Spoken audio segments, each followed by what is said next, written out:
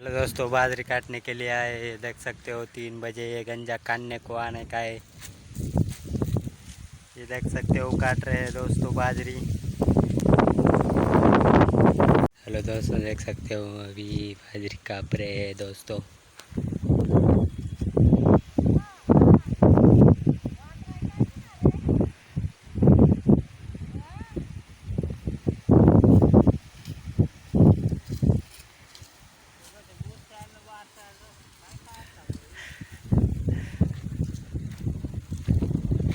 ये गन्या पीछे रह गया है।